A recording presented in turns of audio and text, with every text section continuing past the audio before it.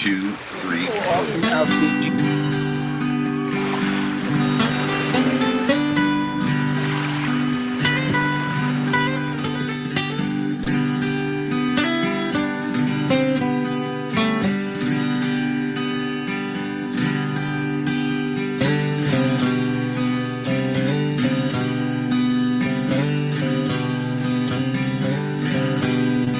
I came across a drifting ship.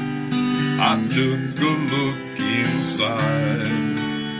I found a note that someone wrote that said, take her for a ride. I set a course for sights unseen, went out to open sea. To my surprise, a bunch of sailors joined along with me. Now we're sailing on the mystery ship, and all the sailors here are really here. There isn't any cost of membership. All that you gotta do is join our trip.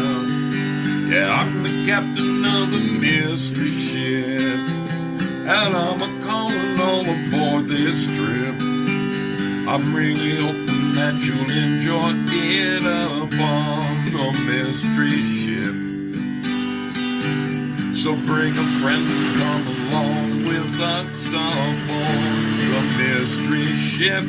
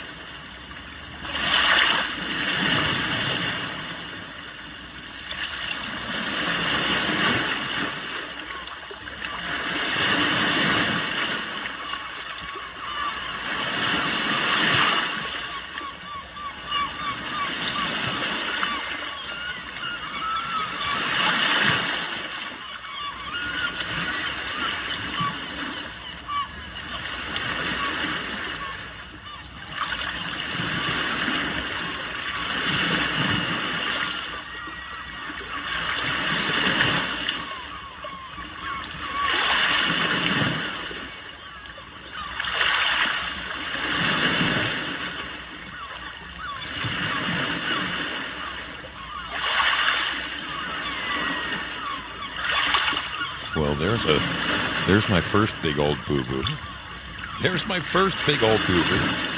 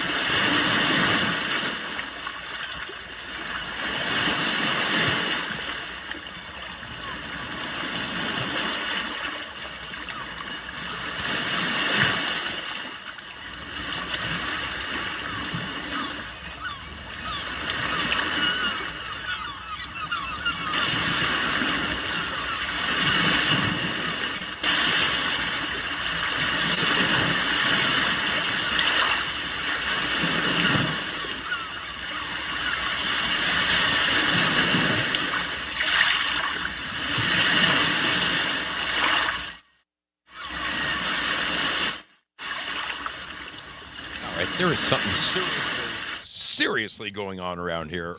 I have got gremlins. I have freaking got gremlins. And this is out of control. This is out of control, these freaking gremlins. Good Sunday night to each and every one of you. Welcome aboard the mystery ship. I am your host. Zoso Dude is my name. And under normal pretenses, this show normally tries to flow seamlessly, although I do have a track record of being somewhere between 5 to 7 minutes late every night. Tonight I was a bountiful 15 minutes late getting out of the gate. It's because I walked in the garage and everything was awry. Everything was awry. Let me take just a quick peek around the horn. I am definitely live at Rumble. I am live at, yes, I am live at Pilled Foxhole. This is a beautiful thing. Let's have a gander at D Live. Oh, we're cooking over there. That's a wonderful thing. How about Twitch? We've got some Twitchers. We are twitching that itch. Come on. Come on, baby. Do it to me. Okay, we are live at Twitch. Last but not least, there's a new game in town. There is a new game in town.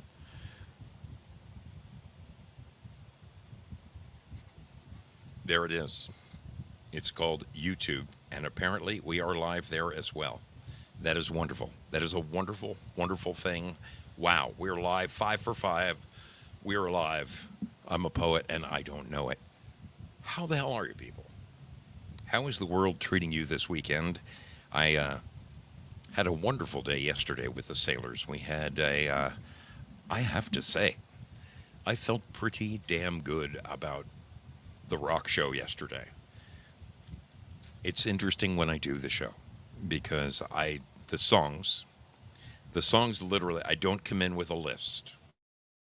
It all just flows out of my brain. And sometimes when I pick a song, it reminds me of a couple of things. It reminds me of, let's say, the year that it came out, or what was going on in my life at that time, which will lead me to another group and another song, or perhaps I'll think about a friend and, oh yeah, that guy, he loved this band, so I'll grab that. I mean, it's just weird how the tangents split off it's crazy. It's crazy how I pick out all of the songs, but sometimes it just flows, and this weekend really felt like it was flowing. I had a wonderful time. I played some crazy, crazy stuff, and it felt good. It freaking felt good. Welcome aboard the mystery ship, my friend. If you have not been here before, I welcome you. I particularly want to give a shout out to the lurkers, because the lurkers are a tremendous amount of the fan base here, of any show. They may not hop in and say, "Hi, I'm here and I'm watching," but I know you're there because you comment, you send me emails, you go to my website, you drop little notes there. Sometimes it's the next day, sometimes it's 3 days later, but I just want the lurkers to know that you are appreciated. And I really want to tell the mods, how much they are appreciated. Like Fiddle D over there all by his lonesome hanging out at Twitch. Now, there may be a couple other Twitchers over there, but they're not saying anything at the moment. I have a funny feeling that you're not alone there, Fiddle D. It is good to see you, my brother. Great to have you aboard. Let us say hello to the wonderful people hanging over at D Live. D Live. That's right. That's right. Oh, my goodness. I love my people. I love my people. I really do. Do I see one blue iris in the house? How wonderful to see you. T.L. Spud is with us. Syllabore. Syllabore is here. Val Kimber, who also has one hell of a great late night 80s, mostly 80s, but he gets around. He skirts the perimeters. Great show. If you have not had the opportunity to go over to D Live and check out Val, VAL _Kimber, KIMBER, get over there and give the guy, what is it? What do you do? Is it a sub? Is it a like? Whatever you do at D Live, Just let him know that Zoe sent you and check out his late night show because it is very, very good. A lot of times I'll use it driving in the car. I'll hit his replays. Anyway, good to see you, Val. Great to have you aboard. Mad Pogue, I believe I mentioned you, but what the heck? Double dipping. Gloria Paddock, what are you doing, little lady? You're all over the place tonight. You are all over the place. Good to see you. Gremlins can be quite cute, yes, and they can also be a pain in the ass, Lynn Winters, such as the ones here. You know, one extraordinary thing that has happened to me in the 3 weeks that I was gone. God, can you imagine if I was gone all 6? It would have been like Charlotte's Web in here. The spiders took over. I mean, we have got, this garage is filled with spiders. And, I mean, they have spun a web like you can't freaking believe. I had to dig my way back to my screens. Crazy. Crazy. Is Kate here? I haven't seen her yet. But somebody's screaming Kate. There's Miss 320 in the house. Good to see you, my friend. She was telling us about how hot it is there in Oklahoma. Hope it has cooled down for you by now. Jayla, 17 in the house. How are you doing, little lady? Hope everything is wonderful there in upstate New York, or at least New York for sure. There's Bad Zoot. I see her now.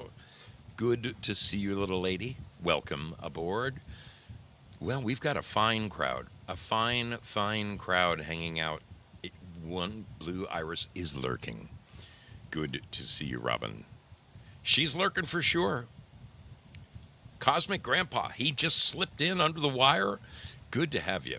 Great to have all of you wonderful, wonderful sailors aboard Love Shack. Love Shack is with us. Hey, that's freaking cool. All right, let's see if any other... Nope, you're still all by yourself over there, Fiddle D, except for the few who remain unnamed. Let's get over to YouTube, where I see Susan Danielle. We've got Gloria Paddock in the house. King Cracker. How you doing, my friend? Great to have you aboard. Wonderful to see your smiling face. Dandy 002 in the house. This one's for you, my man. Jeffrey Clapp saying, Wolfman Zoe. Yeah, the Wolfman, come to you. I can't do that. I used to be, believe it or not, I used to be able to do the Wolfman really, really well, but two things happened to me. I used to be able to sing, I'm not going to say like a bird, but down in my low register, I used to be able to hold a tune pretty well. Unfortunately, cigarettes destroyed my voice and destroyed my ability to do, I used to be able to do Daffy Duck. I used to be able to do Wolfman Jack. I'm telling you, if you smoke, don't. And if you see your 14-year-old kid hiding out behind the garage, kick his ass. Do not let him start smoking. Wonderful to have you guys aboard, hanging out over at the Tube. Welcome, my friends, welcome. Let us get over to, I'm going to check in quickly at Rumble to make sure we are rumbling. I'm seeing T. Cross in the house. Good to have you. Gloria Paddock, I knew it. And look, see, there's 13 tuned in over there. And there's only 2 people saying something. So you other 11 heroes, this is a Zoso salute.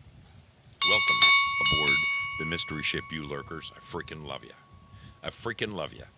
Let us get over to the home of free speech in America. And I'm talking the unadulterated home of free speech in America. This is, of course, Pilled Foxhole, where you can say and do anything you like, and nobody is going to cut you down.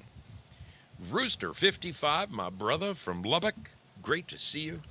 Thank you again for being such a great guy.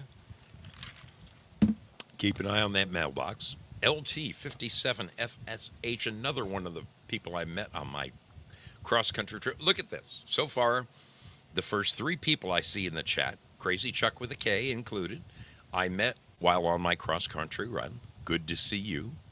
Let's see who we got next. Prairie Fire, I missed him by the hair on my chin. Great to have you aboard. Look at that sticker. What's he got for a sticker tonight? It's a cat in a box. It's a cat in a box. Double D coming in on the SS Foxhole. Victoria Lee, there's another lady I met right there. So I'm 4 out of 6 so far. Gunny 308, good to see you. Welcome. Unka Vanka, okay, I'm feeling better. I'm 5 for 8. Good to see. I met Unka Vanka. Had a wonderful time. Porpoiseful, how are you doing? Pleasure to see your smiling face.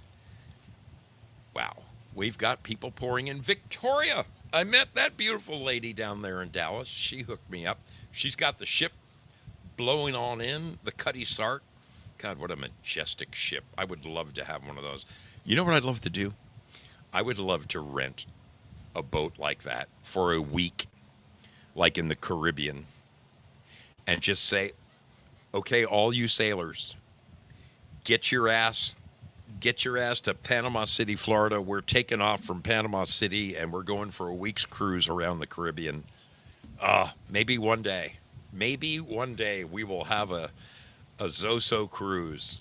That would be the greatest thing ever. Cynthia, my motorcycling friend, I met her as well. Now I got to be like 75% so far of all the people in the chat I've actually met. That's groovy. That is freaking groovy. Drooby dooby doo. How you doing, buddy? Trick Pony. I met Trick Pony on this trip. How you doing, little lady? She's a former biker girl. Sent me some smoking pictures from, well, let me tell you. Sigurd, how you doing? Good to see you, buddy. Great to have you aboard.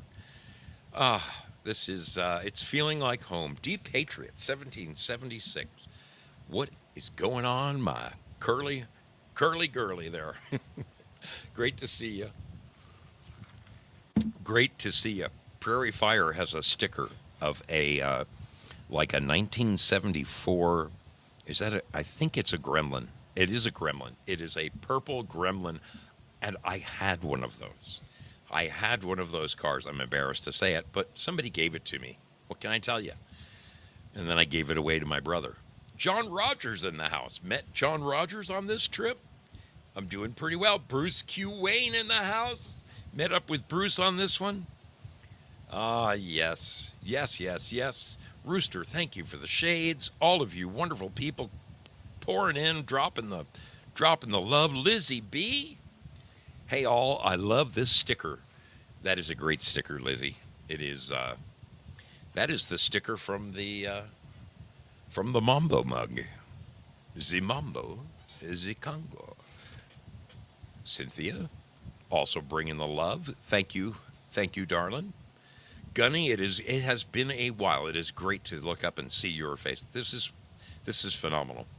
This is phenomenal. We've got some great sailors hanging out tonight. We could all do an 80s cruise. Val can handle the music. I'll be steering the ship. Bring your bikinis. We are headed for the Caribbean. Oh my goodness. How do I set this up? But the thing is, I have to be able to rent like an old sailor ship like that, like a Cutty Sark of some kind. I'm going to look into this. Wouldn't that be the thing to do? Make Karen great again. She says, good to see you're looking much better. I take that as a huge compliment because I have a problem with looking at myself. I really do. I'm never satisfied. And in fact, I am the least photogenic person I know. I look back at some of my photos. I've got great photos with great people, and I just look horrific. Oh, my goodness, it is wonderful to see your smiling faces. It means the world to me. Hey, look, we've got some more hanging out over at... Yes, we got some more hanging out at Twitch. We got Dark Brain in the house. Goddess of the Divine Fiddle. You're not alone anymore, my man. You are not alone. Great to see. Great to see you guys. One last peek over at D Live because I started there first. Don't want to miss anybody. I think we got them all. Oh, P. Dan is with us. Love Shack, did I call out your name? Well, I did now. This is great. This is wonderful. Good to see all of you. You're your participation in this program. Seriously, it it means the world to me. The fact that you come on by and just spread the love on a Sunday night. We've wound down the week. We've gone through the week, and now we've exhausted the weekend. And the old mystery ship just kind of puts the cap on the end of your weekend, does it not? Does it not? Okay. Your brother Zoe is going to play his regular break, his regular main break. This is a perfect opportunity for you to wet your whistle, go get another cold one, take the dog outside real fast, hurry up, take the trash out to the street, and be back. You got enough time, or you could diligently pay attention to this video because it might have something to do with winning something on this program. You never know. We'll be back immediately following this video. The weekend, and the old mystery ship just kind of puts the cap on the end of your weekend, does it not? No. Does it not? I've got echo going on. Okay. Where is it at? Zoe is going to play it's not there. His regular break. His regular main break. Damn it, it's not on YouTube. This is a perfect opportunity for you to wet your whistle, go get another cold one, take the dog out. It's a D Live. Excuse me. It was Pilled Foxhole. I'm terribly sorry if you have been living with an echo. That is horrific. That is horrific. God. Frickin' gremlins. Frickin' gremlins. Okay. We're good. We're good. Why do we sail upon the mystery ship? 'Cause we never know where we'll go next.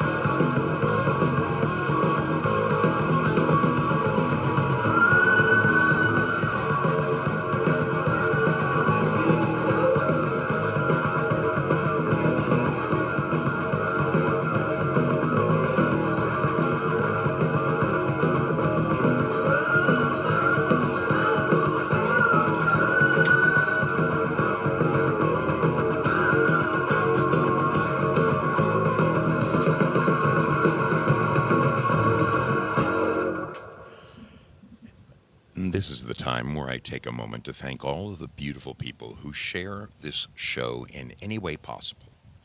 Whether it is, I don't know, Gab or Facebook or I don't even know what it's called anymore, Twitter, X, whatever the hell it was.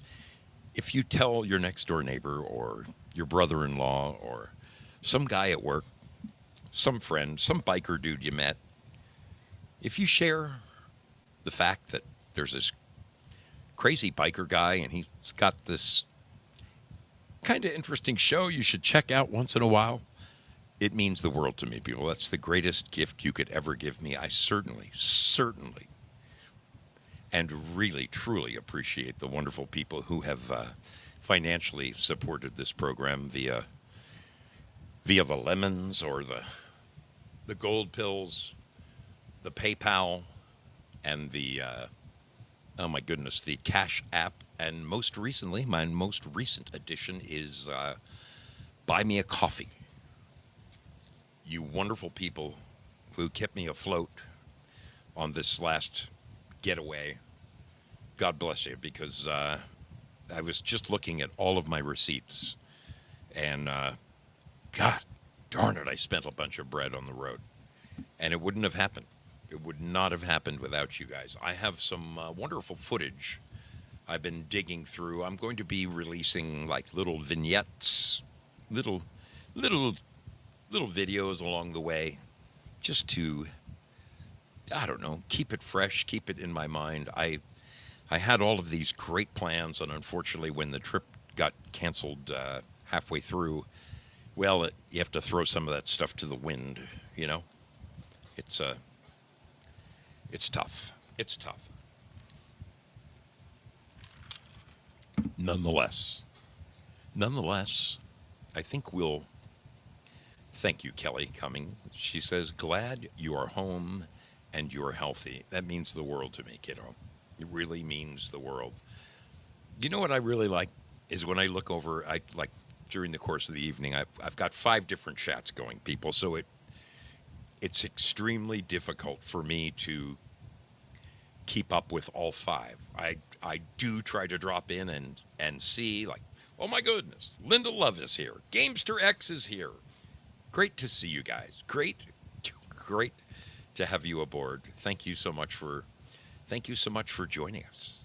It is a pleasure to have you pop in on Sunday nights. Echo Zoso? Really? The Echo's back? The Echo is back? Come on, really? Really?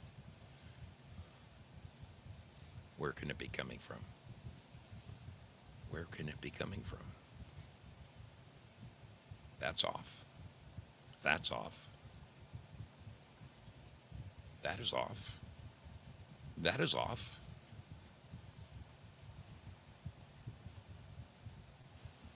No, they're all off.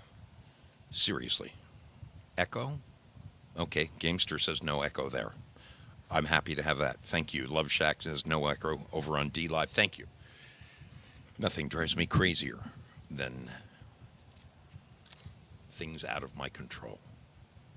This is under my control.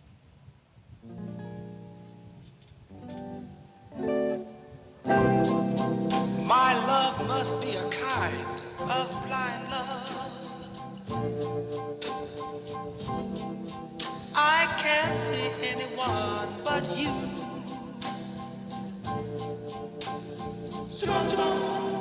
Chew up, chew up. You remember when life was simple and easy? Those 50s songs, that whole doo-wop sound, it harkens back to a time when our country was so much healthier. A remarkable time it was, the 1950s. Back in the 1950s, only 1 out of 20 marriages ended up in divorce. People had a firm grasp of morality. The 60s brought in the whole free love, drugs, all that crap. Not that I was just a kid then. But in the 70s, I guess I sort of took advantage of a little bit of that. It's strange how if you study what has happened to this beautiful country of ours, the morality just going, I guess I should do it this way for you guys, just going downhill on the chart like a ski slope. You break down the morality of a country, and you can pretty much do what you want with it. You can. It's sad. It's sad. The last 100 years, the last 100 years of this beautiful country of ours have seen it just sort of spiral downward. Not entirely, but incrementally. There were some wonderful aspects of each and every decade during the last 100 years of this country, and you've got to seek out and applaud the good stuff where you find it. Okay, I've been watching so many unusual programs lately. I have been digging deep into the morals of this country, and how they got destroyed. It was done on purpose. I mean, we all know this. There's no surprise there.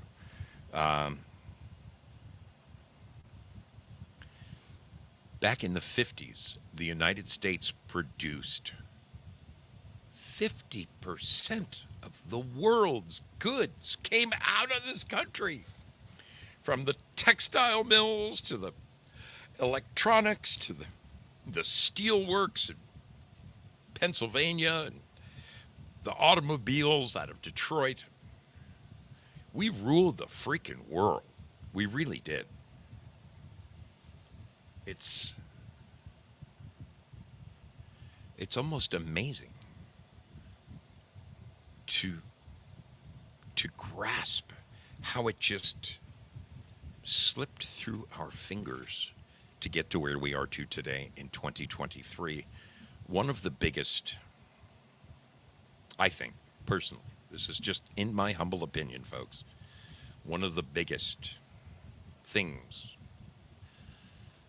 that has led to the downfall, to where we're at right now, okay, with people pouring over the border and free money getting handed out to everybody except those who are in need of it most. The bad deal that's happened to our veterans, the homeless population of Americans. Meanwhile, if you come here from any other part of the globe and you get past this little fence and you pick up the phone and you dial 911, all of a sudden you are entitled to a hotel room and an airplane flight and an ATM card and health care, and pretty soon you're living in a home somewhere, and it is crazy. It just seems like clown world.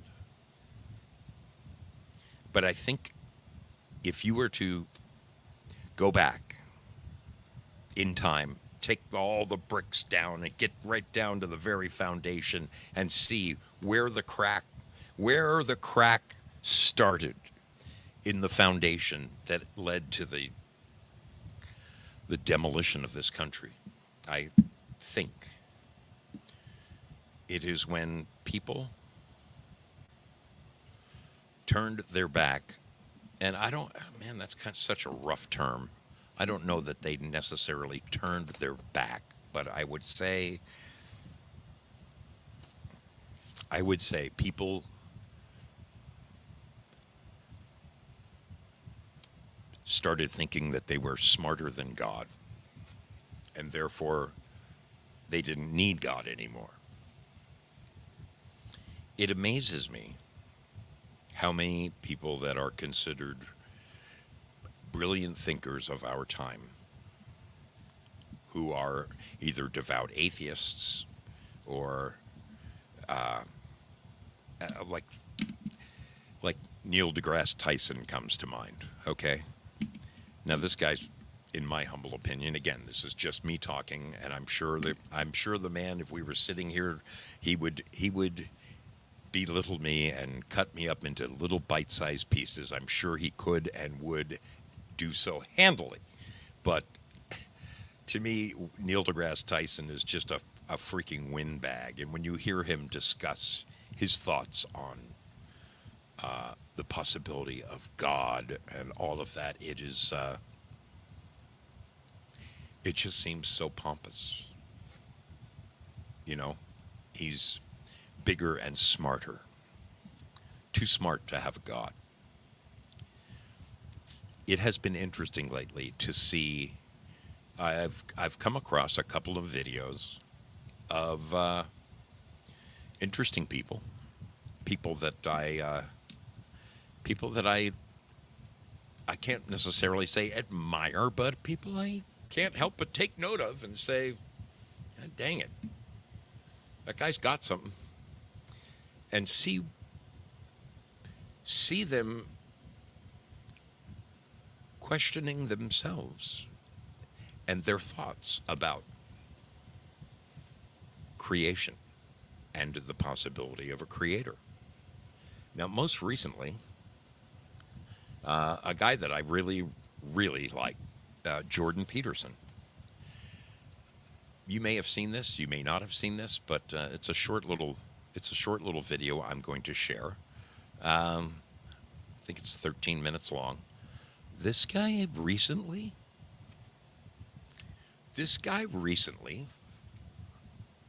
found his faith. And he said that it came to him as he stood in his home. He had, I don't know, an epiphany of some kind, a personal epiphany. He said for a moment he had clarity. It's like he felt like he left his body and was just part of the universe. Well, I'm going to let him describe. I'm not going to try to put words in this man's mouth, for God's sake. This one blew me away. It really blew me away. I want to play this for you, and then I want to get your take on it, because then I have another video that I want to play from someone else, and I want to get your take on that. It's kind of interesting when someone through no outside help, okay? He wasn't pressured by anyone. No one approached him and said, "Hey, Jordan, when's the last time you thought about the Lord?" Not like that. Not like that at all. When someone finds their path to spirituality all by themselves, I am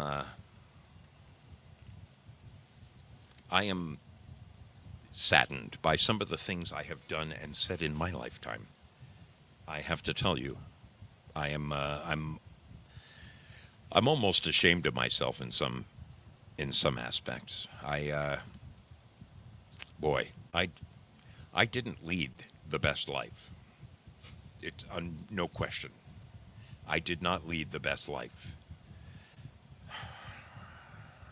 I did some things the wrong way. I did some things that I've been forgiven by certain people, or I've had to, in some cases, forgive myself for some of the things I have done. It was less than 10 years ago. I remember writing to both of my daughters and telling both of my daughters that I did not believe there was a God. That's how lost your brother Zoe was. I was really out there. I am so thankful that I found humility, and I think it was, I don't know. I think that nothing is by chance. Nothing is sheer random chance. All I know is whoever has this plan, they're a lot bigger than I am. And I have to look at, when I say the big guy, I'm not talking about Joe Biden. You know that, right? You know that.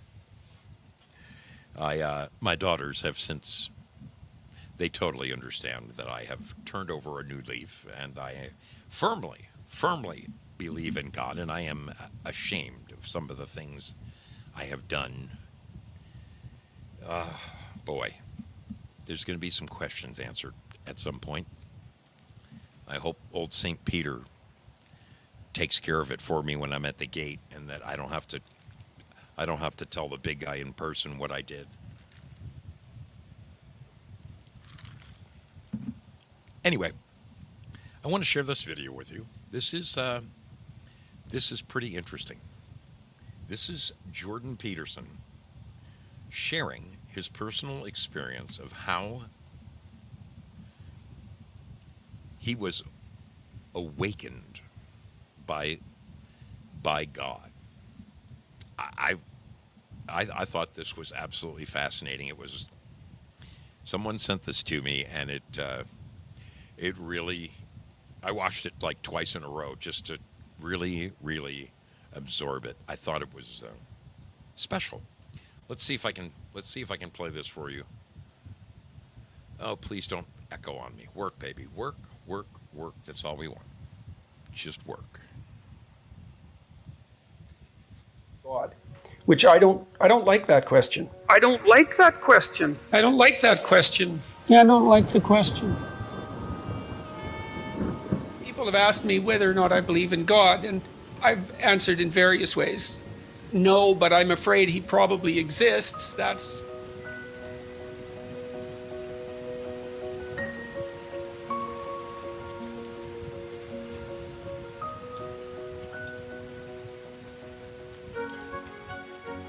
The traditions bind the community together. Now, I'm saying that, and I don't go to church, and the reason I don't go to church is because, well, it drives me crazy, to speak frankly. I haven't been able to sit in a situation like that ever since I was, well, ever, really. That's really the truth of it, ever. I'm not convinced that that's a good thing, because I do believe, and I've had good conversations about this with Jonathan Pageau, I do believe that communal return to the source of the community's ethics is actually a necessary thing. And maybe I'm atoning for my past sins by doing these biblical lectures at the moment, which is something that's communal. And then, because there's also something about going where a bunch of other people are to reaffirm your commitment to the good that you're all aiming at, that's got some power in it. And I don't think that that's something that we should forego. I think it's dangerous. I mean, look, even if you're cynical about church, and I guess I would put myself in that category, it's certainly the case that communal church going in the 1950s, say, provided the average person with at least an hour a week where they were contemplating, no matter how poorly, the purpose of ethics in life and the idea of a higher purpose and a higher meaning in life. And you got to think that spending an hour a week thinking about that is better than never doing it at all. I don't know how that tradition can be revivified in a meaningful way, but I really do think it's a catastrophe that we've lost it, because we don't have a center, an ethical center that holds our community together, and the consequence of that is that we're fragmenting quite badly. But what you see there is if you view someone with love, then it's incumbent upon you to treat them as if they're valuable. And then the more you treat other people as if they're valuable, the better person you are. That just comes along for the ride in some sense. So none of that seems questionable to me. That seems solid. And so then maybe the more love you view other people with, the higher the moral demand that's placed on you. And then I would say too, well then, that's another reason why it's so important to be truthful and in some sense to be good, because it isn't obvious to me that you can withstand that moral load if you're compromised by too much sin, it's too much. And that's another thing that we're not very good at teaching young people about. You shouldn't do that. It's like there's a sanctimonious authority that goes along with that that's the wrong tone. It's more like,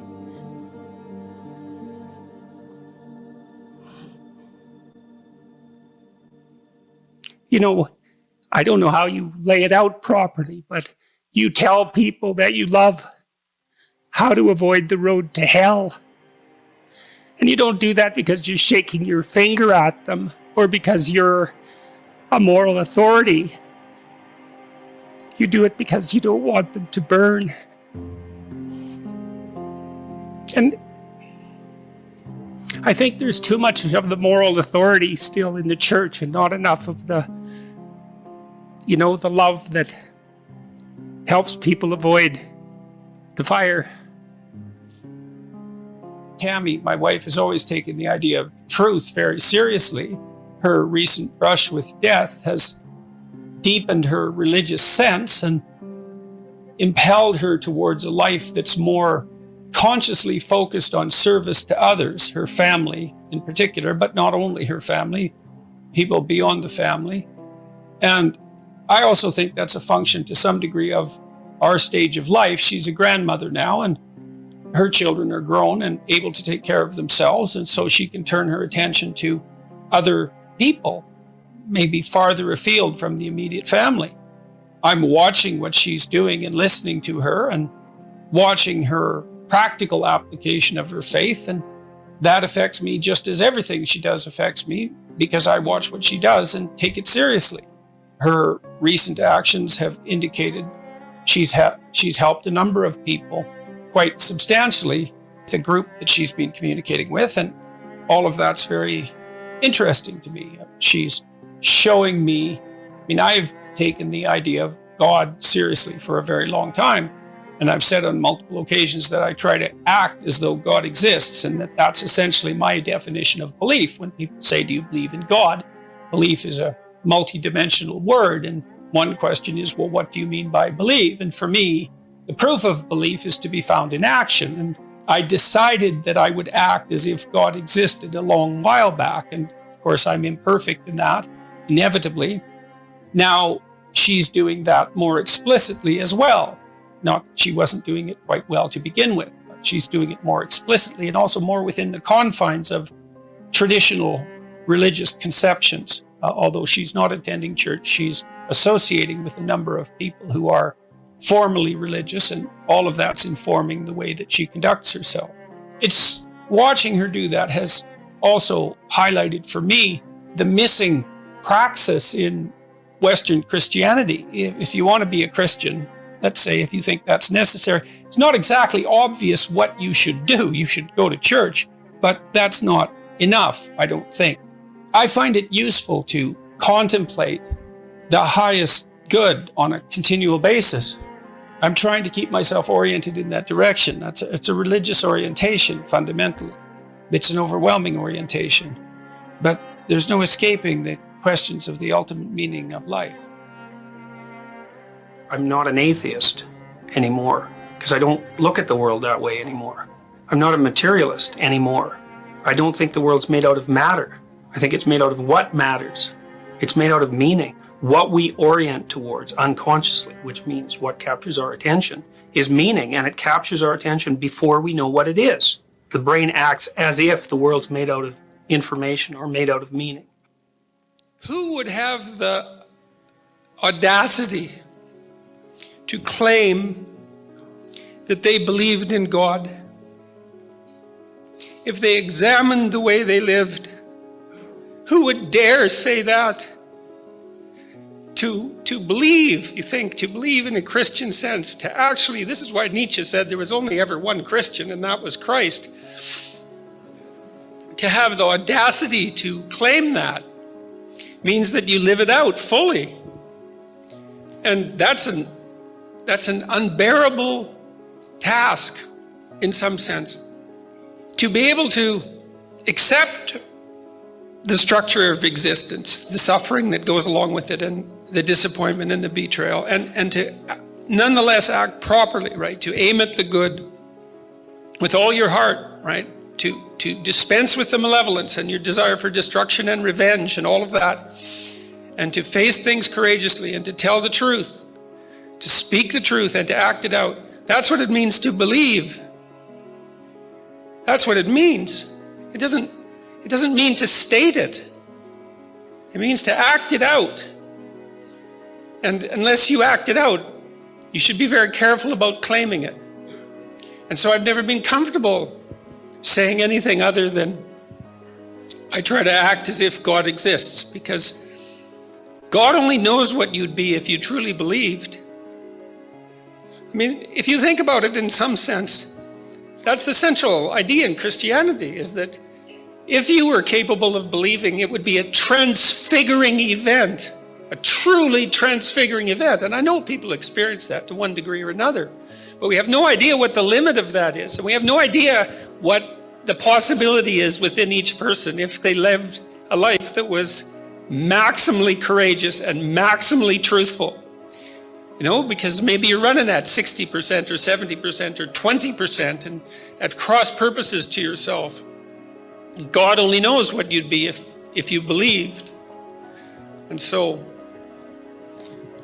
while I try to act like I believe, but I'd never claim that I manage it. So, okay, so you can think about Christ from a psychological perspective, and my critic, this particular critic that I've been reading,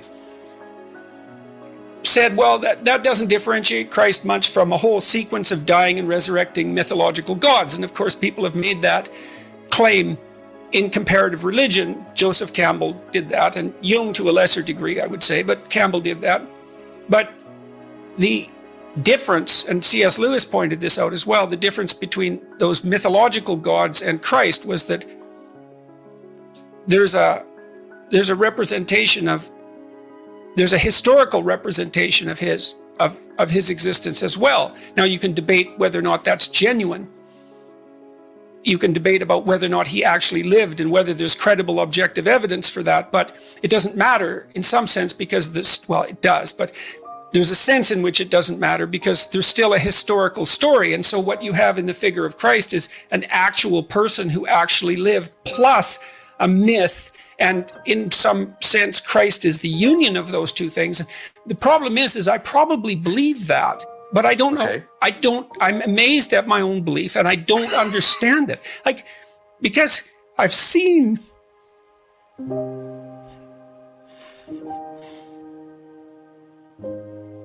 sometimes the objective world and the narrative world touch.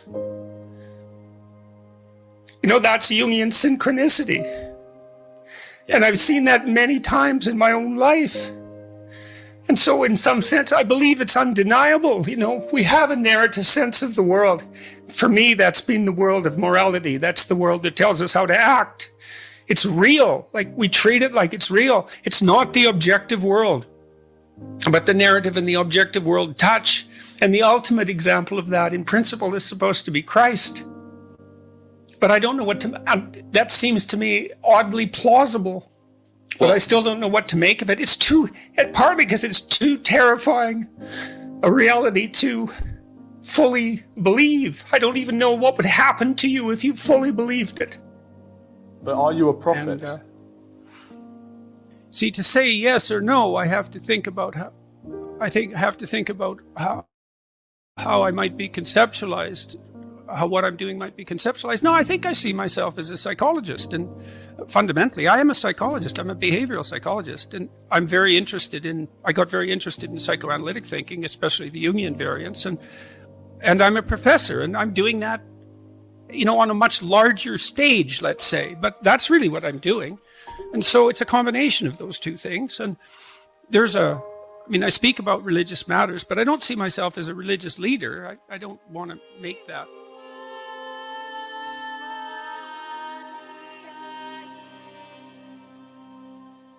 God lift from me the intolerable burden of my ignorance, arrogance, willful blindness, bitterness, and resentment. As I pray that others rise above the same faults and temptations. I watched Fox News release a message this week. There are terrible things afoot under the surface of our society, and the perpetrators are coming for you and coming for us. And then I watched the Democrats respond in panic and anger, saying, there are terrible things afoot under the surface of our society, and the perpetrators are coming for you, coming for us. Are there terrible things afoot, bubbling under the surface? Is something coming for you and for us? Ask yourself how true that is of yourself and your own life. Have you addressed all that? Are you concerning yourself with the dust in your enemy's eyes instead of attending to the filth that obscures your own sight? Do we want accusation, suspicion, discord, derision, and hatred? Or the peace and prosperity and happiness that beckons to us at this moment like never before? Who's the enemy here? Is it the basket of deplorables? Is it the freaks and the queers? Is it the plumbers and carpenters and tradesmen and managers who work honestly and diligently during the day, and the soldiers who stalwartly defend the borders and protect us? Is it the artists and visionaries whose expressions of unbridled creativity entertain and rejuvenate us, and who continually offer to us an unending panoply of technological miracle?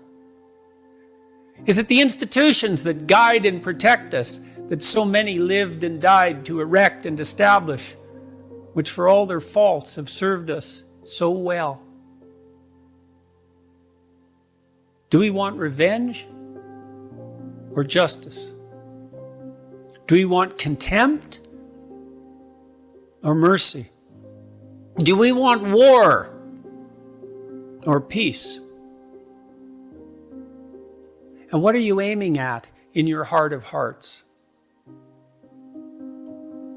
I see even the best of men degenerating into the exchange of blows.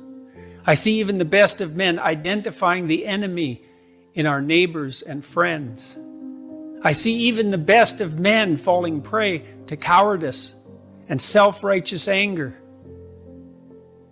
It needs to stop. I need to stop. You need to stop before it's too late. Who is the enemy here? The snake in your heart? The lies on your tongue? The arrogance of your intellect? The cowardice of our refusal to see? The enemy is that which divides to sow discord. The enemy is the pride and the fear that stops us from lending a hand across the divide. The enemy is the great and eternal adversary of mankind. And if we demonize our brothers, our comrades in arms, do we not precisely call that dread spirit forth? Have we not yet learned? Courage, trust, truth,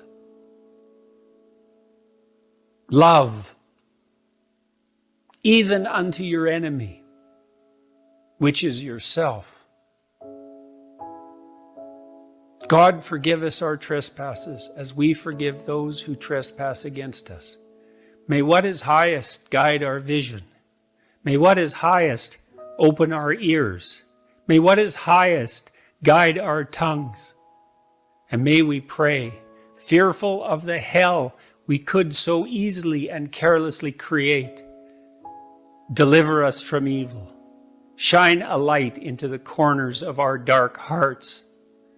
For thine is the kingdom, the power and the glory, forever and ever. Amen.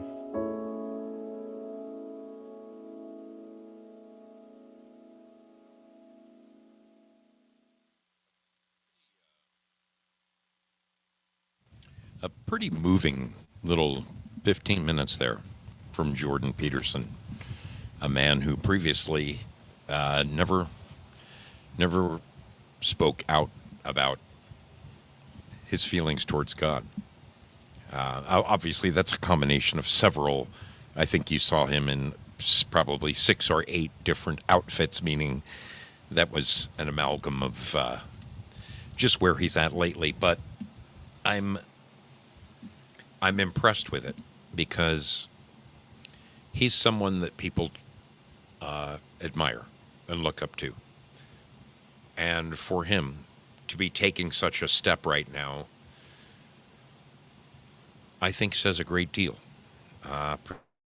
Particularly right now. God, lately, my journey, my personal journey, has taken me places I never would have expected I would go.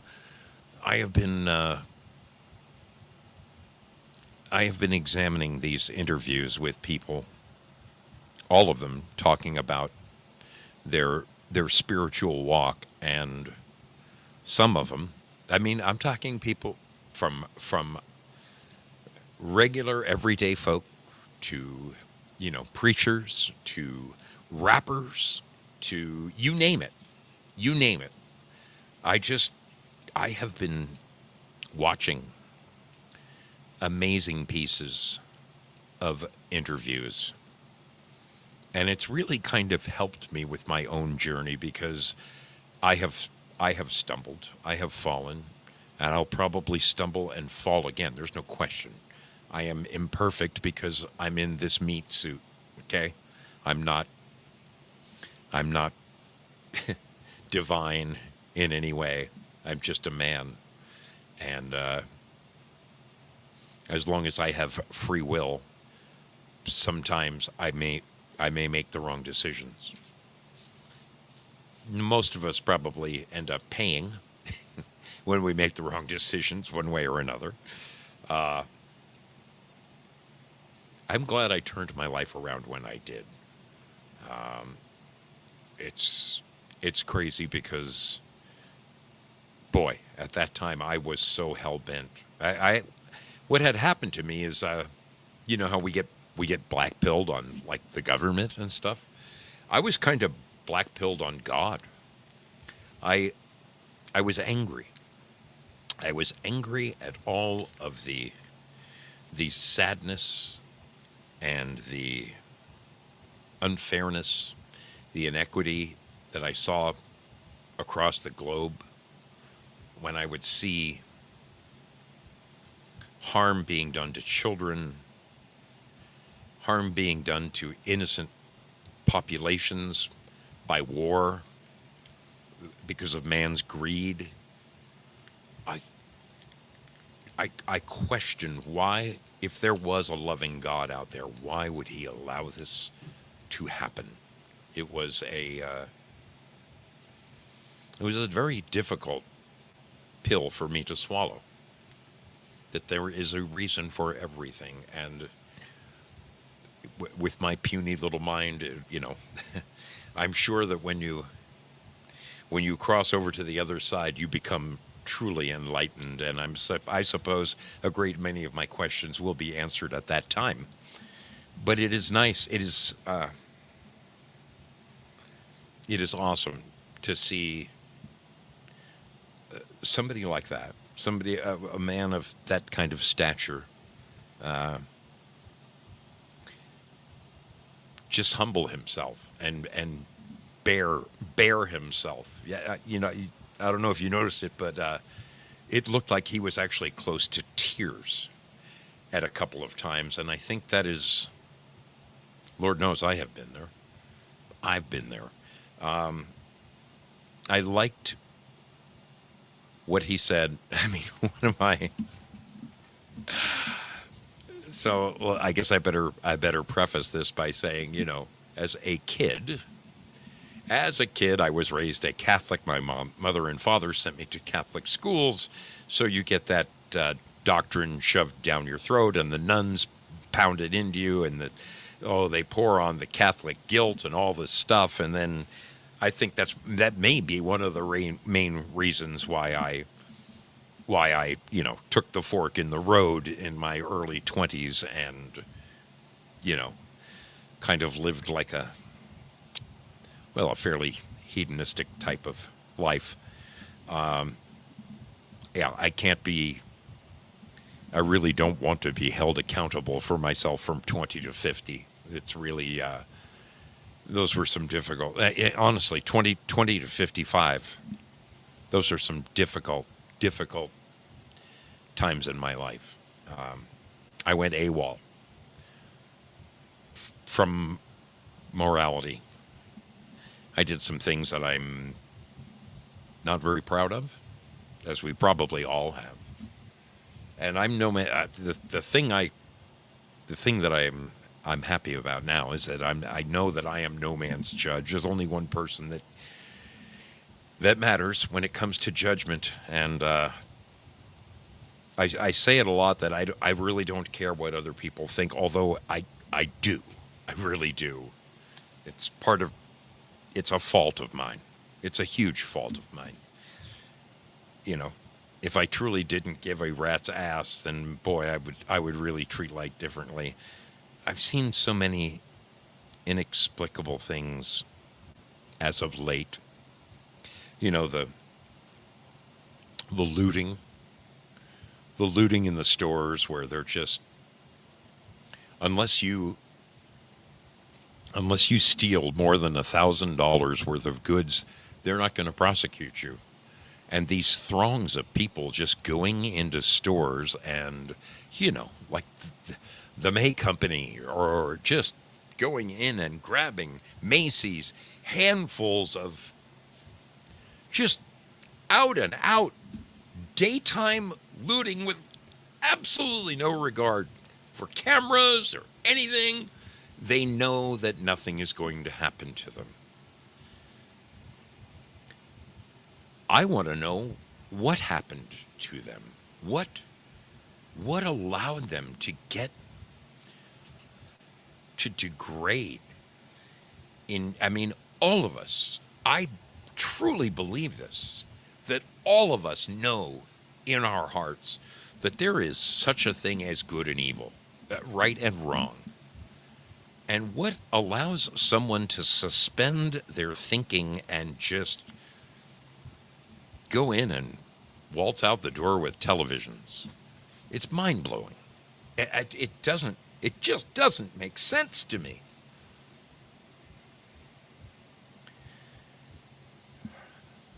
The communal aspect that he referenced, I have to say.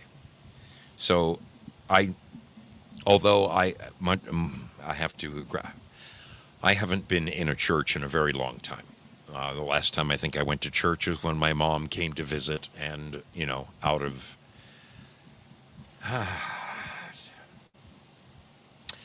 deference to my mother, whenever she comes to visit, I go to church with her because it makes her happy.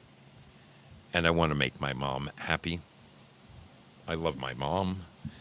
But I don't believe that you need to go and stand in a building for an hour a week in order to get the good seats in the hereafter. Now, I don't believe there's a single thing wrong with fellowshipping with similar thinking people. And that goes beyond a spiritual sense, that just in more of a moral sense. I mean, that's probably one of the reasons I watch the number of programs and participate in the chats, and the number of programs that I watch from Red Pill 78 to Craig Mason to, quite frankly, I mean, the people who are there in those audiences predominantly think the way that I think. I think that they genuinely care about one another. I mean, when I go to a chat room and I see for the first for the first 15 minutes, people continually saying hello to one another, that means something to me. That means even though those people have probably never met, they care about one another. They genuinely, day after day, hey, how are you doing? It is good to see you again. Good to see you, GTSY. They care about one another. When I, like tonight, when I fired us up, okay, I'm on 5 different platforms, and I see people go from Pilled over to D Live, from D Live over to Rumble, just to say hello, just to say hello to one another. That proves to me that people genuinely do care about one another. They really do. I like that. I like the fact that this is my fellowshipping. Hanging out with people who think along the same lines as me means that I'm surrounding myself with good, positive influences.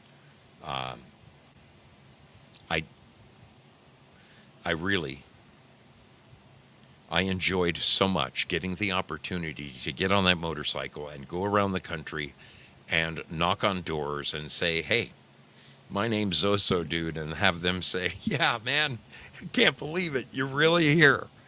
You know, it meant the world to me to meet people like Chuck with a K, or Goobage, or Victoria Lee, or Victoria with a Y down in Texas. I mean, there's 100, Spazzo Yeti, you know, Adel, 412, Nature Ninja, all of them. Everyone I met, it just reinforces the bond that I already knew was there. And I know that I just know it, that these are good, moral people with a built-in compass that doesn't need it doesn't need to be sent in to be recalibrated. They're on course. They're on the same course as me. And that course is love, okay? Love is what we need more than anything. The divide that they seek to break us up with, I mean, I wish I could eliminate all televisions tomorrow. Even we certainly don't have them up here where I live, but I was amazed at how many places I saw across the country when I would stop for a mere $15 worth of gas, and the minute you start pumping that gas, the TV comes on. Today in Hawaii, there was a fire. I mean, it's news. And they are hitting you. You can't even put some freaking gas in your car without them trying to brainwash you about something. It is. It's painful sometimes.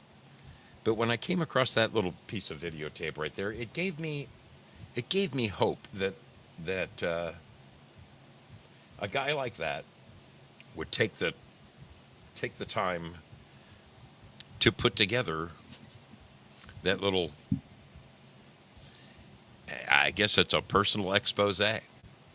He almost seemed embarrassed at point. Now I've got another tape. This is a little shorter. I always like to play devil's advocate, if you know what I mean. Okay? I'm going to play this one. This is, I guess, 12 minutes long. Are you religious? This one is 12 minutes long, and I mean, you got to play both sides of the fence, right? So let me play this one, and then I'm going to open the phones because I am very, very interested very interested in what you guys think about what you will see here tonight. Let me hurry up with this because I've been blabbing, and I definitely want to get to the phones before we read off the list of people who are in need of prayer. And boy, it's a big list. Take a quick gander at this, and then I'm going to have just a couple of words to say, and then I'm going to open up the phones because I really want to know what you guys are thinking. Let's get a gander at this right here, at this one right here. Come on, where are you? Cursus, my cursor. Are you religious at all? I would say I generally agree with the teachings of Christianity, but I'm not religious. Like, I agree with. Do you believe in a higher power? And like turn the other cheek and love the neighbor as thyself and that kind of thing. I think those are good principles. The teachings of Yeah, I think good principles. But do you believe in like a god or like a higher power? Well, something created the universe, or the universe is here. How did it come to be? You could say whatever caused the universe to come to be is God, or gods, depending on your view. I don't know. I think as a philosophy that I think makes sense is to go out there and to expand consciousness so that we're better able to answer the questions of like, what is the meaning of life? What is the nature of the universe? What are even the right questions to ask? And if we can expand consciousness, more humans and more digital intelligence, then our opportunity to understand the meaning of life is that much greater. And so I would I have the philosophy of curiosity to understand the nature of reality. So you've never practiced any religions? No, I was I was sent to weirdly a Hebrew preschool. I'm not Jewish, but my dad sent me there because it was like nearby, and I guess his partners in his engineering firm, they sent their kids there. So I was at Hebrew preschool and then Anglican Sunday school, and so it was like Hava Nagila one day and Jesus Alo the next. But I would say that I've never been particularly religious. Do you have an answer for what the meaning of life is? What your meaning of life is? Well, I think currently the thing to do is to expand humanity and consciousness to the point where we're able to answer that question. I don't think we can answer that question yet. We can't answer what's the meaning of life well yet. I find that so interesting how it's like, we're technically like the most intelligent species on the planet, so to say, but no one on this planet can explain or provide evidence of our existence or how we were created. I find that so, you know what I mean? It could be very simple. No one on this planet can say how were we created. That's why I feel like there has to be some sort of higher power, we're not smart enough to even explain our own existence. Well, we can say step by step based on the archaeological evidence, the fossil record, and what we know of physics, how we came to be at this point. But that doesn't explain how the universe came to exist in the first place. There had to be something at some point. We can't even grasp that, right? Or is there some higher dimension on which thought and emotion exist? I don't know. How do molecules have consciousness and feelings? But is there a happy ending here?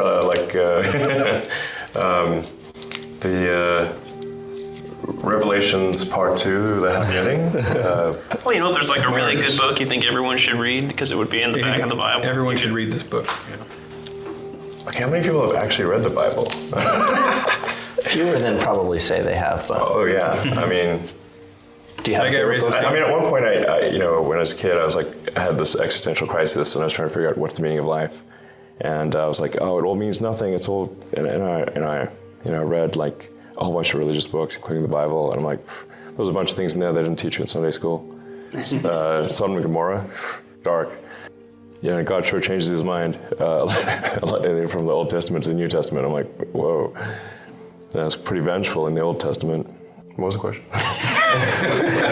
You get to pick a book to add to the Bible. A book, The Hitchhiker's Guide to the Galaxy. Okay. Yeah, good pick. Great book. Yeah, great book. and accept Jesus as your Lord and Savior? On the show. Personal Lord and Savior. It's a quick prayer. I mean, let's just say, like, I agree with the principles that Jesus advocated. You know, there's there's great wisdom in the teachings of Jesus, and I agree with those teachings. And things like turn the other cheek are very important, because as opposed to an eye for an eye. An eye for an eye leaves everyone blind. So forgiveness, is important, and treating people as you would wish to be treated. Love thy neighbor as thyself. Very important. As Einstein would say, I believe in the God of Spinoza. But hey, if Jesus is saving people, I mean, I wouldn't stand in his way. I'll be sure, I'll be saved. Why not? Sweet, we did it. Yeah. I think you just said yes. We got him. All right. We got him. We got him. Sounds good. You want to get baptized or anything? I was baptized. Oh, okay. Anglican, Yeah. Oh, yeah, he's done. They dunked me in the water when I was just a baby. Cool. This is like second. Yeah. I even had whatever blood and body of Christ, which was kind of weird. If you're a little kid, you get to give you some weird tasting, biscuit and wine. Yeah. And I'm like, what the hell is this? I remember thinking that even at age 5. So I was like, and I was definitely at Sunday school there, when they were telling me all the stories, and I was asking questions, and they really were upset that I was asking questions. And I was like, how Jesus fed the crowd with 5 loaves of bread and 3 fish, and I'm like, how big was the crowd? And where did the fish and bread come from? Did from his cloak or something? Because I was reading books, and I was like, is this did they materialize? Did it kind of I don't know. Where did it come from? How did it? Would you take a bite of the bread and the bread would just come back to being a full bread? Yeah, you look away and it's kind of pops back out. They left out the details. Where did the universe come from? Yeah. Yeah, I'm not saying I know all the answers here. I'm just, it's just Jesus was obviously very pro-alcohol, because one of his miracles was turning water into wine. Yeah. And that was they were having a party. They ran out of wine, and they're like, let's keep this bender going. Good stuff. Who can solve the problem? We're out of White Claws. Friggin' stores closed. Jesus is like, I gotcha. Okay, water, now wine. And they're party on. So, Accurate. pro partying with alcohol is literally one of the miracles. Bible story time with Elon Musk. You are the it's you're the savior. You kept the party going with lots of wine. That's great. I would say I generally agree with the teachings of Christianity, but I'm not religious. I agree with. Do you believe in a higher power? And turn the other cheek and love the neighbor as thyself and that kind of thing. I think those are good principles. The teachings of Yeah, I think good principles. But do you believe in a God or a higher power? Well, something created the universe, or the universe is, here. How did it come to be? You could say whatever. All right, I believe that just kind of repeats itself, but I mean, there's 2 guys, very well known, kind of different, slightly different aspects of their acknowledgement of something bigger than them, something bigger than them. Jordan, of course, being a bit more open to sharing his feelings, and Elon being a bit more guarded. Hey, I'm nobody's judge. That's for sure. I am nobody's judge. But it is interesting that they both agree that the philosophy of Christianity is inherently good. And I like that. I like that. I'm going to grab our first call right here and make sure I have this on the line. Can you tell me who I have on the line tonight. Hello. I believe you are live. Hello, hello. You have Lenny Kinney. Lenny Kinney.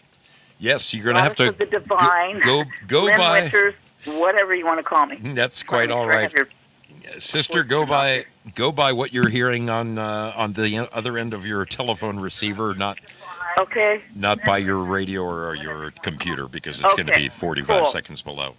So I hope I have your voice turned off. Yeah, it seems to be okay. Okay, cool. Okay, first of all, this topic is now. Of course, you're talking behind me, so Yeah, I or do. ahead of me or whatever. I do hear the stream in the background somehow. Is there a way you do? can? Okay, so it's still on. Okay, so I'm trying to turn it off. Okay, is it off now? Yes, that's Okay, much cool. much better. Okay. First of all, this particular topic, well, most of them actually, nobody should hand me the microphone because then nobody else gets time to talk. However, I have a few things that I want to say on this because this is a hot topic with me. Well, lay First it of all, I on me, want to say, sister. first and foremost, this is just my opinion, and everything is an opinion. Everything is an opinion. I'm with you Okay. on that. This is the way I think that we come into our full understanding or understanding of who or what God is. It starts with thinking, and that gets all messed up because everybody else puts their 2 cents worth in. And then it goes to believing, and once you got to believing, you're like, I believe, and you think you've arrived. But no, you haven't, because still other voices are connected with that. And you go for some time, sometimes years, up and down and in and out, and you finally get to a place where what Jordan Peterson has is you have the moment, the aha moment, Right. and that's called knowing. That's an inner knowing that happened to him. Now, all the rest of the times don't matter until you know, you know. Until you know, you don't know, and I know. So, Jordan Peterson was embarrassed. That's what you could. That's why he made that video. I'm sure you could hear the embarrassment, but humility. He was sorry for what he had been before. Now that he has been saved, he got saved. He was alone, I'm sure. Yeah. He was embarrassed for what he had been about God and toward God, and how vocal he'd been about it all his life. He was embarrassed, and now he's witnessing for God in front of all of us. He was and those doing were a- tears that he was choking back. He was doing a series of biblical dissertation. It was, Right. And he got hit by a ton of bricks. There's another video. I didn't play it. He was standing.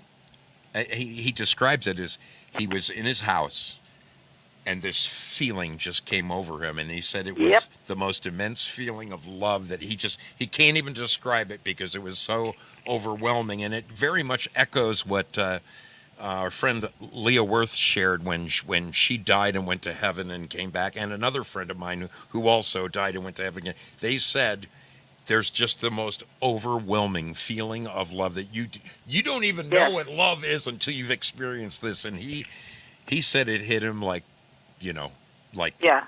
just. I've had the feeling of being someplace where I'm really, really stressed and knowing that I shouldn't be. Yeah. And all of a sudden, I have felt this almost tangible drape or curtain or container or whatever you want to say wrapped around me and just makes you stop talking, stop breathing, and just stand there and be. And peace. All there is peace and love.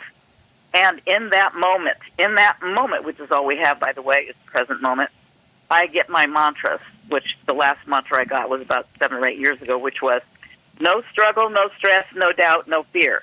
And if I quote it wrong, I'm corrected by the voice in my head. I try to start off with no struggle. No stress. No. The voice says no. Start off with struggle, because this is the way it goes. You start struggling, and then you get to stress. Stress is the bottom rung of where all dis-ease starts. And that is... Then the next thing is doubt. You start doubting all the words and all the truths that you've heard before, and you start doubting yourself. And you start, when you get in that space of that doubt, then you get into fear. Then you stop breathing. And when you get into fear, that's the opposite of love. Yeah, so that's where I got that mantra. And I got that mantra in that tangible curtain that wrapped around me and was peace. All I could describe it was peace. And you know what you know when you can't explain it to anyone. I love it. I think you, honestly, Lenny, this is a fantastic phone call. I think you nailed it within the first 30 seconds when you said there's a difference between thinking and knowing, right? Right. Because the minute you know, you are forever you can't changed. Unknow. You can't unknow. It's exactly. And you know who doesn't know anything is Elon. He doesn't yet. Obviously, he's clearly still struggling with it. Yes. And he might be too much clone to ever come to that point. But of course, he has to be questioned as if he's a real person. Yeah. I just anyway, I don't want to take up everybody's phone time. I'm just like, you know what? I hate it when I have something to say and they hand me the mic and then I can't stop talking. I am so glad you called. I really, really appreciate it. I think you hit it right out of the park, little lady. Thank you so much for your call. Thank you. All right. Bye-bye. Bye-bye. That's our friend Lenny Kinney. You might know her as Goddess of the Divine calling in. There's a number going across the bottom of your screen. I invite you to call in and let me know your thoughts. I find it fascinating that two very high-profile men, such as Jordan Peterson, Elon Musk, could have such similar yet different takes on the meaning of life. And it's fascinating to me. It is fascinating.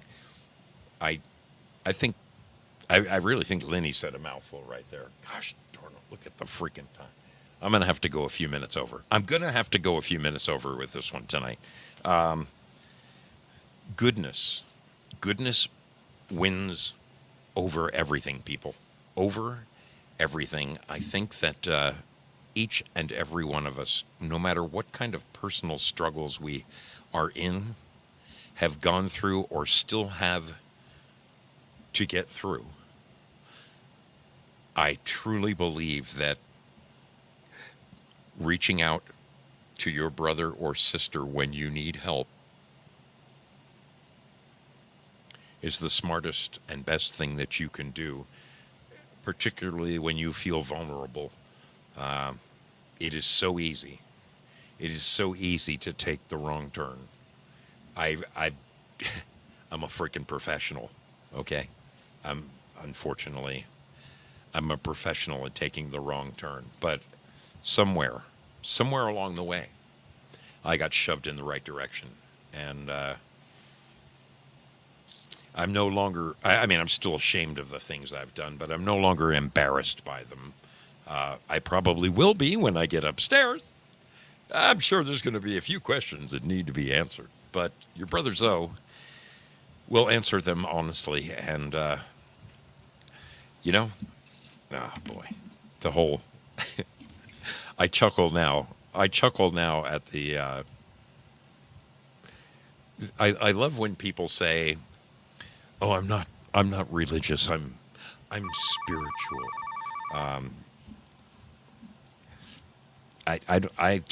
I don't think either one is something to be happy or ashamed about. Let's get T.L. in here. I'm so glad to see him calling. Spudley, how are you doing this fine evening, man? Doing great. I wasn't going to call in, but then Phil predicted I would call in, and I wanted Phil to be right. I wanted it because I love the guy. I wanted him to be right. God bless everyone. What a blessed topic. Here's the thing. And Jordan Peterson, he asked, what is the meaning of life? And when all that resonates with me when I really in my self of self is you shall love the Lord your God with all your heart, all your soul, all your mind, all your strength, And likewise, love your neighbor as yourself. Love yourself.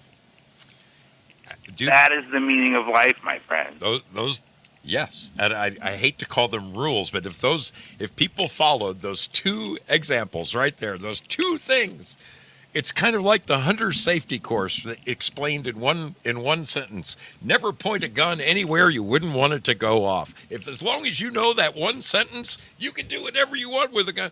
As long as you know what you just said, you can make your way through life pretty darn easily. Well, with loving God, see, God loves you so much. God the Father, and who we're talking about, and we say the Lord, but the word is Jehovah or Yahweh. They're talking about the literal name of what we would consider to be the Hebrew God. Love this God, the only God. Love him with all your heart, all your mind, all your soul, all your strength, and love your neighbor as yourself, and he will love you. And what that means is he will make you an eternal heir to his kingdom.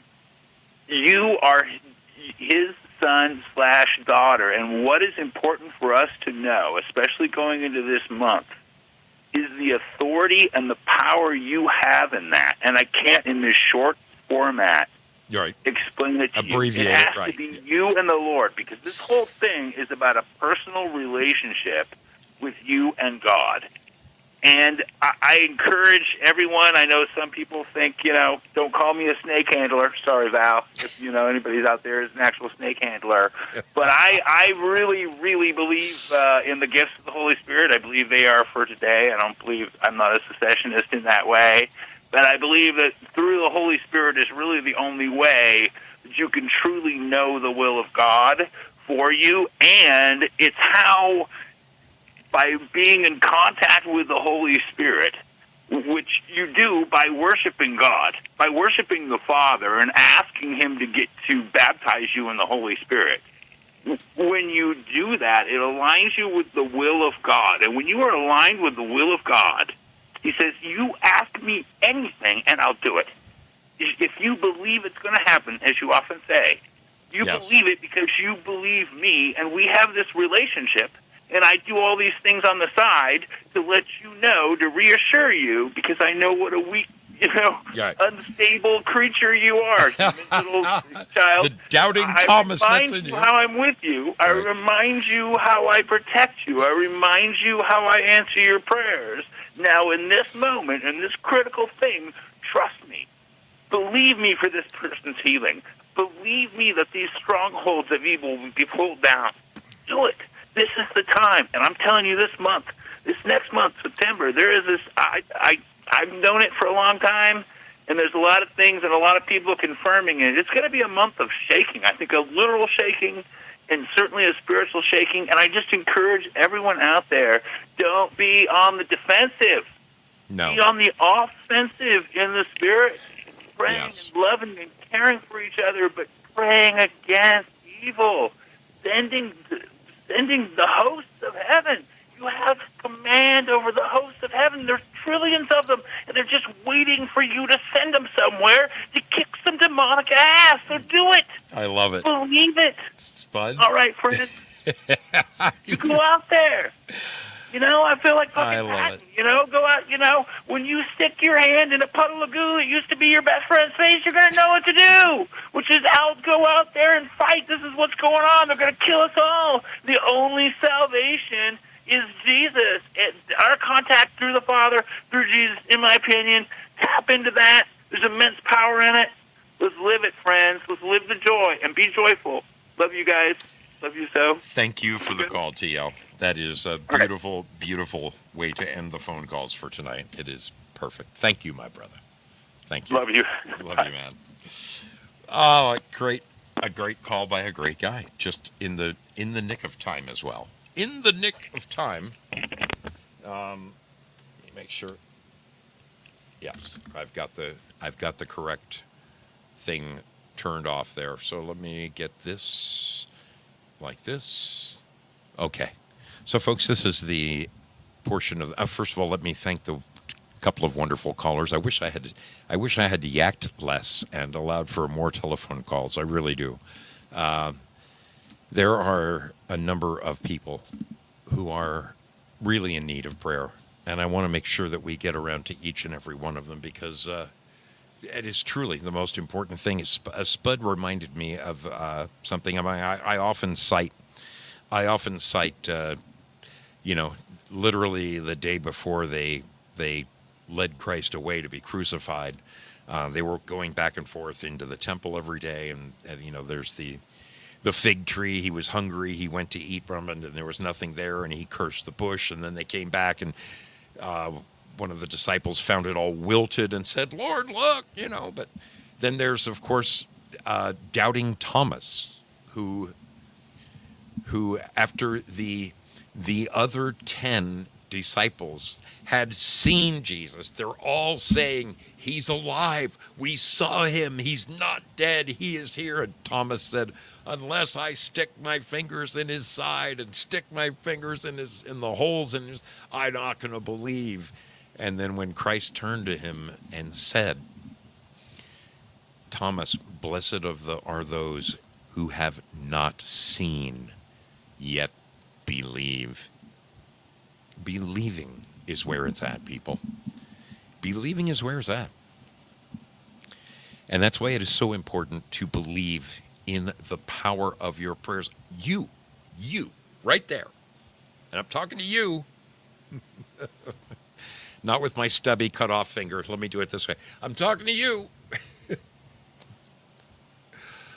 If you believe in the power behind your prayer, behind your thoughts, behind your conscious mind, your mind is the most powerful tool you've ever been given. It's better than a Weatherby 480. It's better than a Hilti freaking TE75. I'm thinking of all these big giant things that do stuff. Your mind is the most powerful thing. And if you use it for good, if you believe in what you are asking, folks, it will come to fruition. You just need to believe.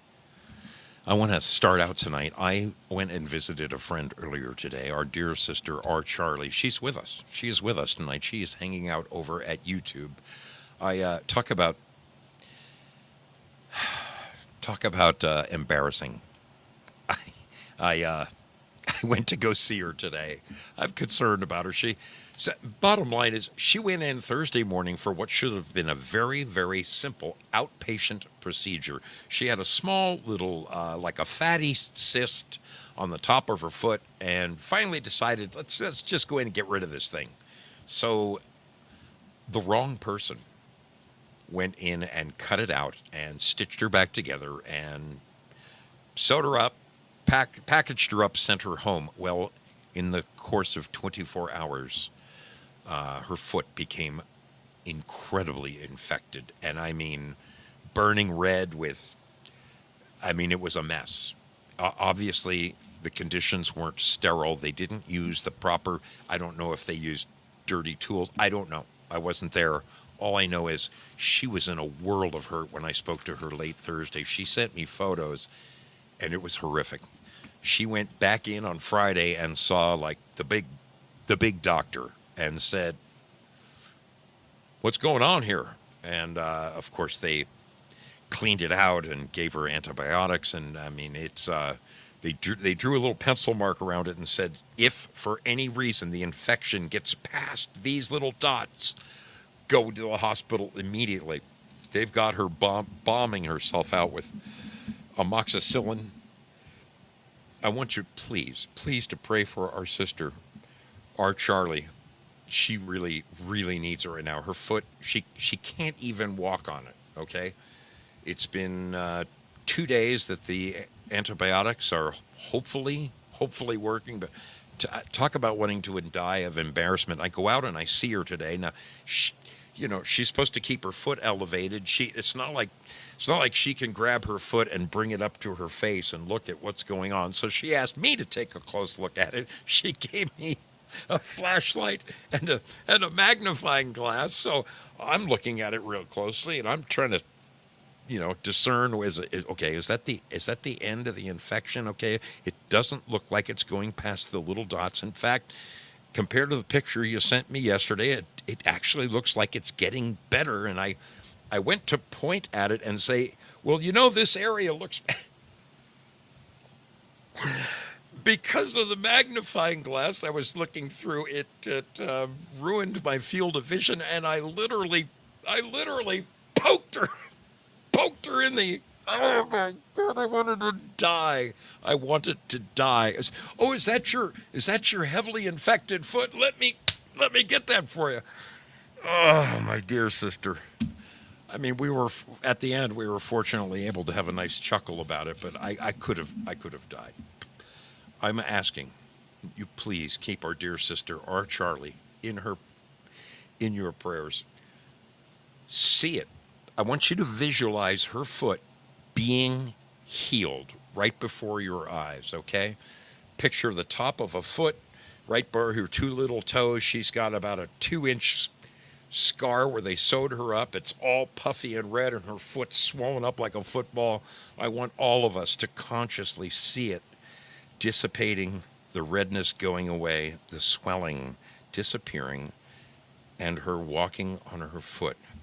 In the blessed name of Jesus Christ, I see this healing happening before my very eyes. Please keep our Charlie in your prayers if you would. While we're talking about feet, well, one of our Charlie's good friends is Susan Danielle. She also is, she's got problems with her feet. The toes on both of her feet have been, the orthopedic surgeons want to go in and re-break her toes and screw the bones together with 40 titanium screws. And this woman runs a ranch, okay, a farm, okay? She's got all kinds of animals, horses, but just you name it. She can't afford to sit home with a foot up for 4 months and then go get the other foot done. Would you please keep our dear sister, Susan Danielle, in your prayers? Pray that she has the pain taken away, and that she can go through her daily functions there at the ranch. Bless her is my request. Our buddy Dave Mick is a wonderful guy who has been beating leukemia. I want you to please keep Dave Mick, Dave MC, he's one of our Foxhole boys. Keep him in your prayers, that his journey continues, that he continues to heal properly, that it's going to be a go. It's going to be a while. Please keep him in your prayers. Dave Mick, Dave MC. I want to also ask that we pray for our buddy John Rogers. I know he kind of feels like he's out of the woods right now. I'm just going on a hunch here. It's so good. I got to meet John, and believe me, he had a pretty rough summer, people. It was pretty rough, but it was wonderful to meet him personally. Please pray for John Rogers, that his health continues to improve, that he is just spanking fresh, brand new again. That's the way I want to see and remember my brother John Rogers for everything it's worth.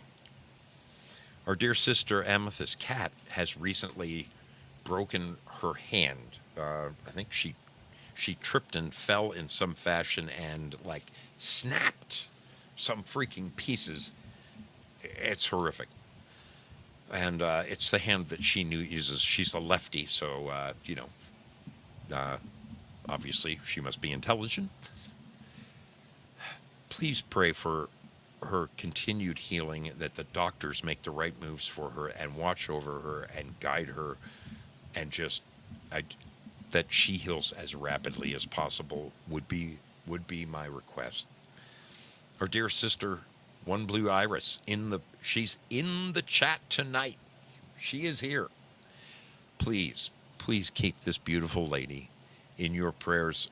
She has had a rough go for about the last year and a half.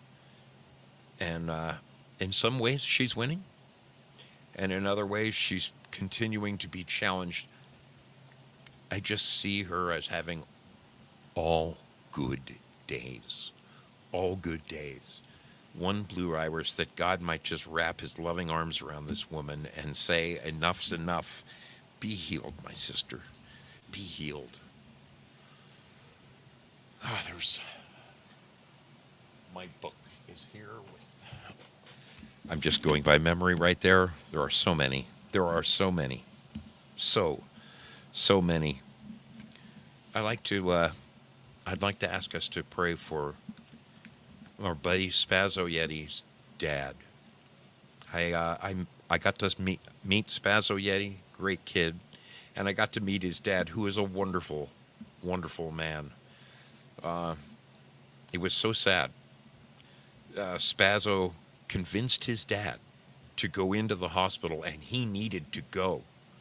And the sad thing is that while his dad was in the hospital getting the proper treatment that he needed, unfortunately, his wife passed away at home. So he wasn't even there to say goodbye to her. And I just, you know, you go with your gut feeling. I just sort of sense that he's still kind of hurting over this. I ask that you pray for Spazzo Yeti's dad, a great guy. Give him the support that he needs. Let him know that he is loved. Just that he feels this unbelievable feeling of love overcome him is my request. A great guy. A great guy. I really, really enjoyed meeting him. I'd like to ask us to continue to pray for the Amber Fishburne family, Leonard's family, that all those kids and everything, that their needs are met, that their bills are paid, that they're not lonely or feel alone without their father there.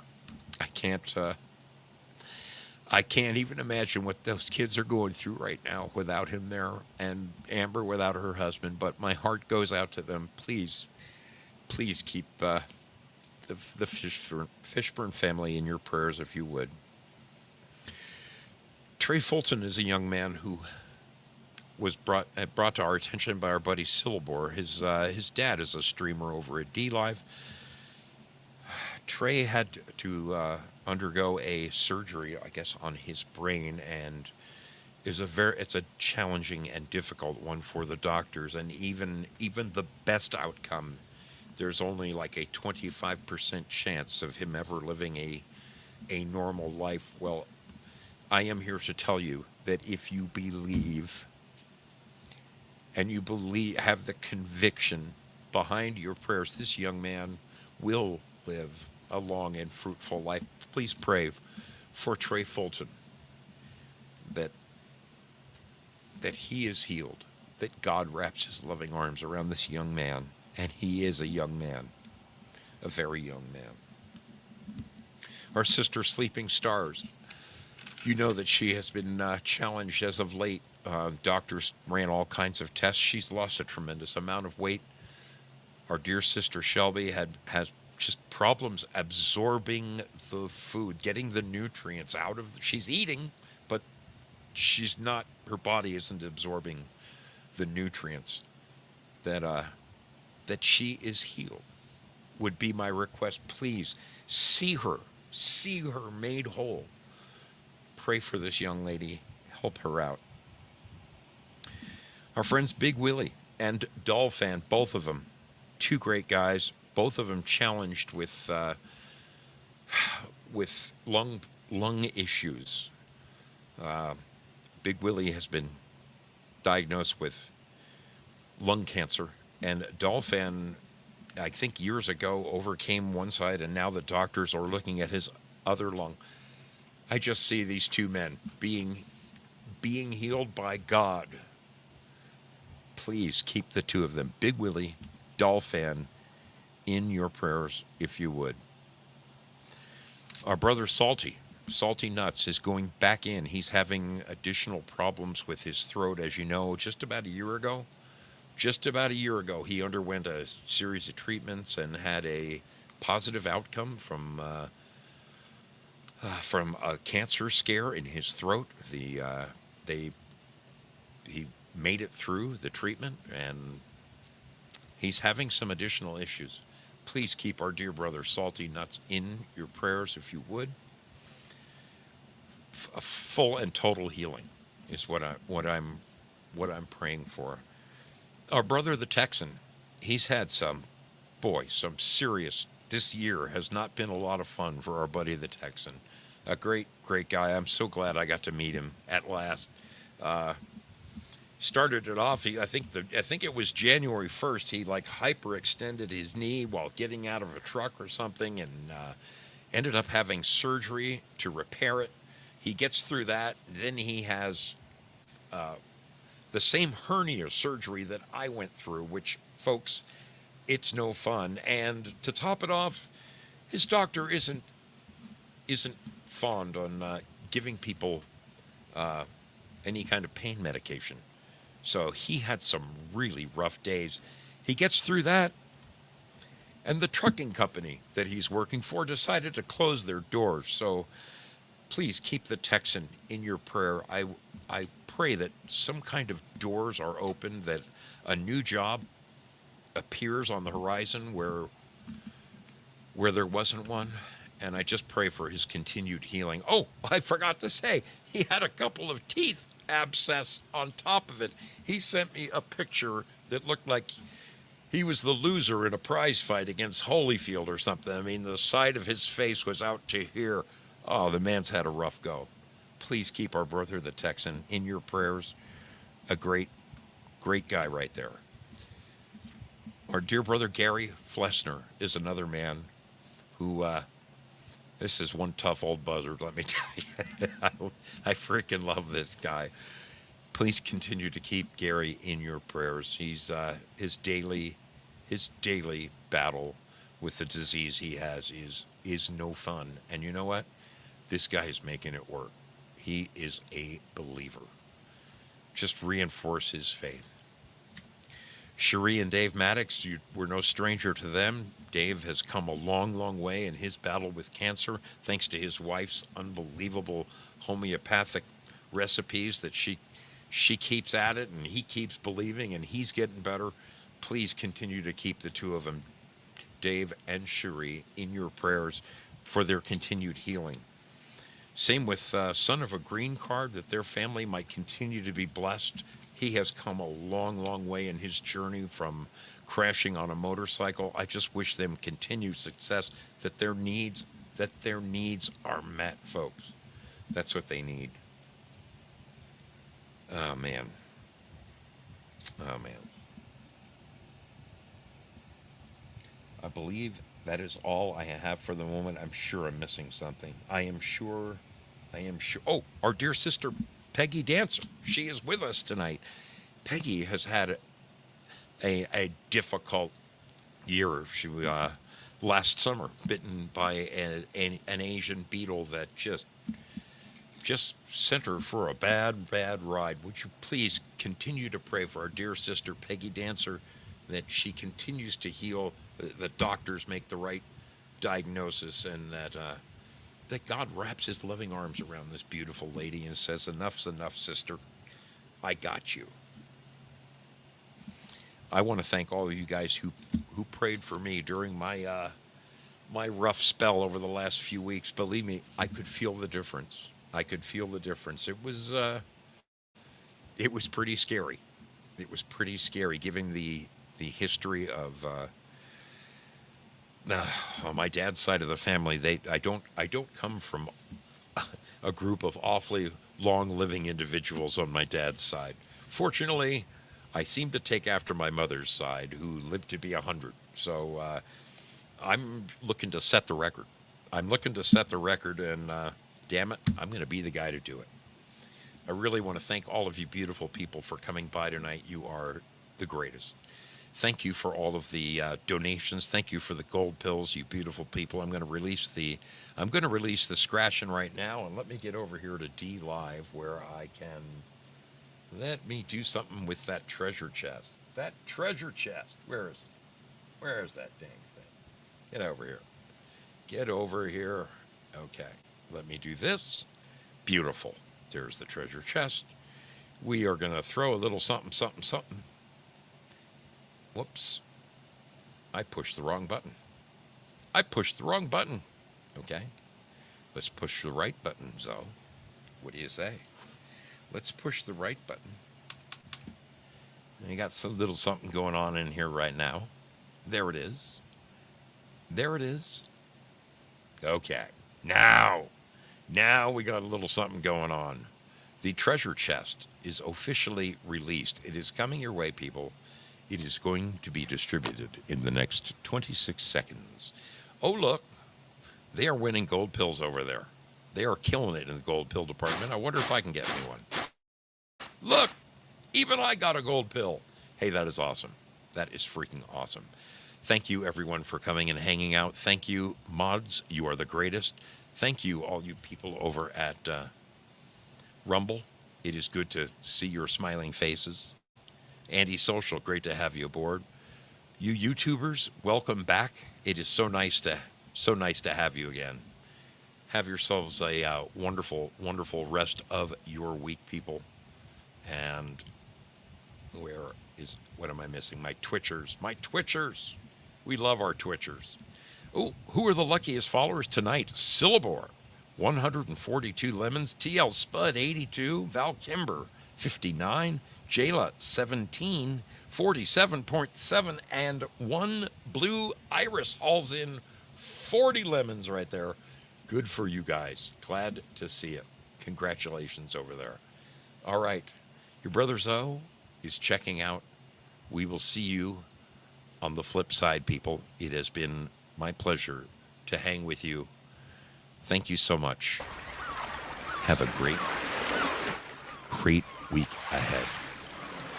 Know that we love you around here. May God bless.